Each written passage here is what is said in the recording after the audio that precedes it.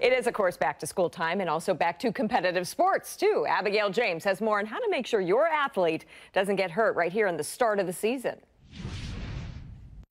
Well, this is the time of year when practices are cranking up, games are happening, and gym classes starting. But it's also the time of year when students are more prone to injuries. Many kids may not have been using some of the muscles they'll be working again due to the summer break.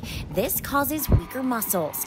Dr. Seth Oliphant says it's important to stretch and do some light work to get the body back in shape. When you're young, it's easy to get out there and just start going. You don't really think about stretching and warming up. So you want to start to get your heart prepared for cardiovascular exercise. So doing a 5 to 10 minute cardiovascular warm-up to get your heart rate going, and then doing some static and dynamic stretching. By far the most common injuries are sprains and strains. If you do get an injury, Oliphant suggests parents and students follow a RICE procedure. That is rest, ice, compression, and elevation. If you're still having swelling, if you're having pain that isn't resolving after some short courses of home remedy treatments, if you're having any issues with movement of a joint, if you're having locking or popping or clicking in a joint that isn't going away and is painful, it's probably best to see someone to get these evaluated. Now, studies show that each year high school athletes account for about 2 million injuries across the U.S. Abigail James, KC TV5 News.